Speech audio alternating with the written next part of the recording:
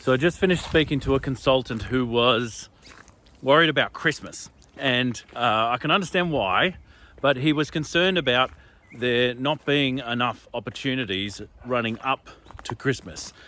And the reason why he was concerned is that if he didn't have enough cash in the bank by the time he actually got to that Christmas period, well, there was going to be this sort of 2 months of nothing. And I can understand why he would be thinking that, because I used to believe the same thing myself. And there was a time when I started my business where I was told by other consultants that you've got to look out for that Christmas period because you're probably not going to get much work in that period. And so I said, oh, well, all right, I'll plan around that. And so I planned it around the next 10 months within my business and sort of worked it on that. So instead of having the 12-month year, I'd have a 10-month year. And I'd expect that I wouldn't get many sales in December and January. And I don't know if you've experienced that same sort of thing, but you're leading up to Christmas. You're concerned about having enough cash in the bank to make sure that you've got enough to pay either your clients or yourself. You're thinking about 100 different things at the same time. Certainly the stress that I had at the time was like wondering, would I be over that gap? Funnily enough, that gap, an accountant friend of mine coined the phrase, the Christmas cash chasm. And that getting over that chasm was actually going to be a challenge for most of his clients. And so he was talking about it as well. And so this client that I just got off the phone was talking about it because, when you're coming up to Christmas, there's like family stuff you've got to be thinking about. Maybe there's holiday plans. Maybe there's all the other things that are going to go on. Well, that cash or cash flow issue is still in the back of your head, whether you're dealing with it or not. Now, flash forward a few years in my business, I ended up getting a consultant on to help me grow my business. And and I mentioned the same sort of thing to him. I said, well, I've got to look out for the Christmas period because there's not many sales coming through at that period. And he goes, well, why is that? I said, well, because not many sales come through in that period. And he wasn't confused because he knew what I was talking about, but he looked confused to sort of question, but why is that? And I said, well, because people go away on holiday. Okay, so when they go away on holidays, their problems go away too, do they? And I realized that no, they didn't. People still had problems with growing their business and wanted to have enough cash in the bank and have enough clients when they got back from that holiday. And he encouraged me and invited me to do something, which was to prepare my September, which was always a good a lesson that I learned off the back of that, but also to make offers in December and January. And so I just did what this guy told me to do because I was always concerned, about what would happen if I put it out there and no one says yes. Well, if I put it out there, if I put an offer out there and nobody says yes to it, then it doesn't matter. It's not a problem. I don't have to deal with an offer that no one says yes to. I've got to deal with a problem that of someone says yes to a thing. I've got to then get them the thing, right?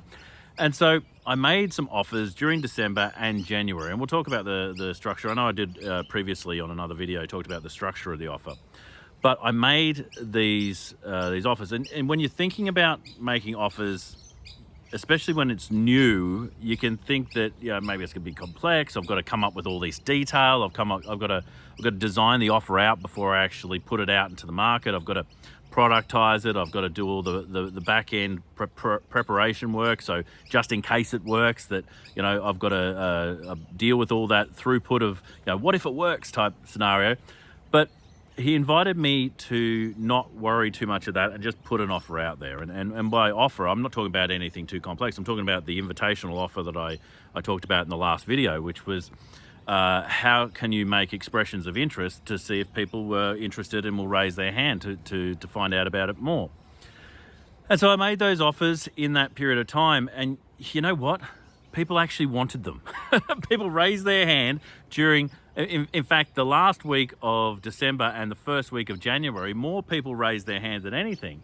And suddenly I didn't have this drop in cash in that period. I actually had offers close and new clients, not just before Christmas, which I did because I did it in early December, but I also did it in late December and actually picked up clients in that period too. What I realized is that people's symptoms don't go on holiday. That's what he taught me. It's like people's symptoms don't go on holiday. They still have the problem they have, unless the problem was not that big a deal, right?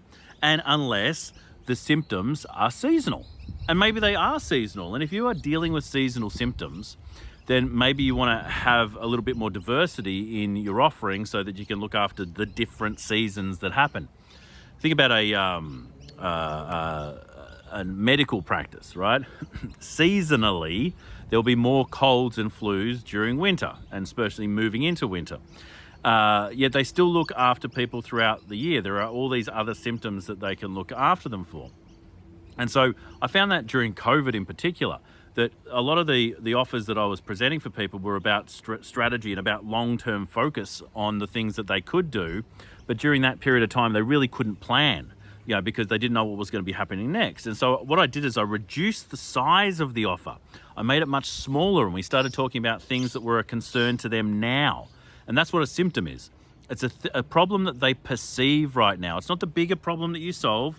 So for instance, people might be having trouble growing their business, and I can help them grow their business, but I'll rarely actually put an offer out there about growing someone's business. I want to talk about much more specific and concrete and much smaller challenges that people are experiencing, and talk to that, because those symptoms, which is what that's all about, will be available throughout the year.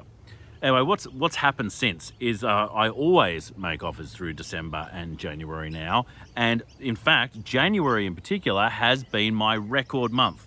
The most money that we've actually brought through the company in a single month has been in January, with a close follow-up in July. And it used to be July, right? The end of financial year here in Australia. For other people, it could be the end of financial year in December.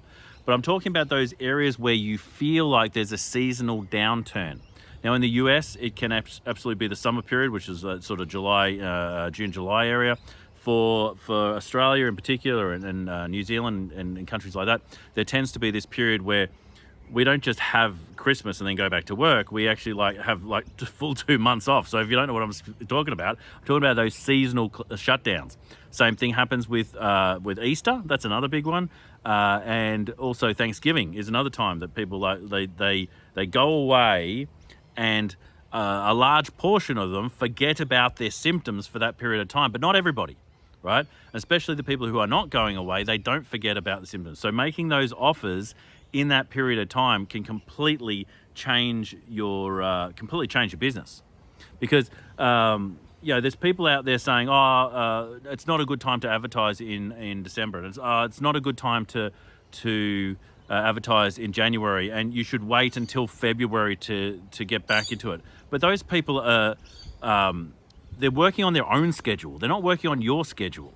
And so your schedule is whatever you make it. That's the great thing about the Select Consultancy, is that when you actually build a Select Consultancy, which, as we've talked about before, is having that really strong client flow. And the way to get client flow is to actually make those offers, to actually work in a space where you get to work when you want, right? When you want, where you want, with whom you like, anywhere in the world. That's really the premise of the Select Consultancy. And so you being able to make offers when you want to be working, make offers of when you want to get clients, is the key. And so if you're not making offers, there's no surprise that you're not starting those conversations that end with clients. But if you are making those offers, you're doing that in exchange. Now, am I talking about advertising offers? Am I talking about buy my product now type offers? I'm not. And in the last video, if you want to go and watch that one, I explained exactly what I'm talking about, which is these expressions of interest. I'm looking to do a specific thing with a small bunch of people somewhere in the next period of time. Would you be interested in looking at that? Here's what I've got. Here's what it does for you. Here's how it does it. And here's how you get it, being those core functions. But that was how to structure it. This is about making sure you put the offer out. And then you too could actually have a complete flip in the way that your finances run, where you have this sort of Christmas chasm of cash, right? We're lacking cash during December and January, but instead we can flip it and actually have some of our record months in that period of time, if that's how you decide to make offers, if it's how you decide to invite people with these invitational offers to potentially solve a problem that they perceive, which is symptomatic. Now, if you don't know what I'm talking about with symptomatic problems, there are things that you offer as solutions, all right? So there's solutions that you have, and you're very clear about those. There's the things you probably productize or things you've got real clear expertise around. But there are problems that those expertise solve. And because you're an expert in your space, you know the specific problem better than your client ever will. But that doesn't help you in the sales scenario, because if they are not aware of the problem or the drama around the problem, they're not going to take steps to fix it. All right. So let's say that the problem is, they've got a specific disease, but they're not aware of the specific disease. They're not going to take the steps to fix it. But they are aware of the symptoms. There are symptomatic things of that disease, of that problem, which are showing up for them. It is your job as the expert to not just know about the problems and how to fix it, but know the symptomatic problems that people experience, so you can talk to them about the specific thing that they're aware of, right? That's how you're going to get more people to raise their hand to either work with you or at least come and speak to you to see if you can set them on the right path. And so a great time to do that is definitely when you feel like it's not the right time to do it, right? Now, if you have a seasonal business, that doesn't mean that your own planning should not be done during that time, right? The off season is when you do your planning. The off season is where you prepare and make your offers, because the on season is when it's all happening. I used to work with a caravan park. This is years ago when I was just working with everybody. 276 different sectors I have worked with. And this caravan park would seem to only market just before the caravan season, right? And so they've already got like too many people trying to book for that one period of time. And so they would market just before it. And I was like, well, what about the rest of the year? Is there a way that you can actually make offers to get people to come and use your facilities now rather than just in that really busy time? And it changed the game for them. They go, oh, well, I've never even thought about that, because people want it when I offer it.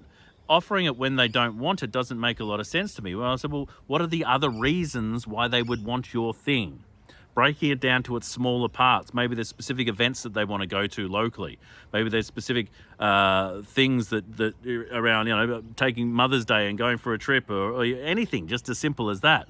There are contextual things that are happening for your specific audience, and that's why it's important to get specific about your audience. But there is also environmental things that are happening around your audience, and you can take advantage of all sorts of things. Now, even if you're running a consultancy, right? So I know as a consultancy, you're not a caravan park, but you're still helping people with solving a problem. It's just, instead of helping them potentially where the destination to stay, maybe you actually help them on which destination to take, right? And so the opportunity, I think, for you is to take these offers. Now, we are running an event coming up very, very shortly called Cash Before Christmas, because I want to show you how to make these offers in a very easy way before we get to Christmas, so you can actually move into that holiday season with cash in the bank. We're going to show you the specific system and process that we use to do exactly what I just described, and how we end up having our record months in January. This has been episode 107 of the Your Consulting Business Podcast. I think there's a bee flying around me. My name is Russell Pearson, and if you haven't already, go to russellpearsonprograms.com. We've got some resources there you can take advantage of. I think the AI one is still there, but if you go to businessofexpertise.com, you can actually sign up for the free session that we are running on Cash Before Christmas. So we'll put that in the show notes too, so that you can get access to that. Episode 107 of the Your Consulting Business Podcast. My name is Russell Pearson. Until next time, stay passionate, and I'll catch you on the next one. Bye for now.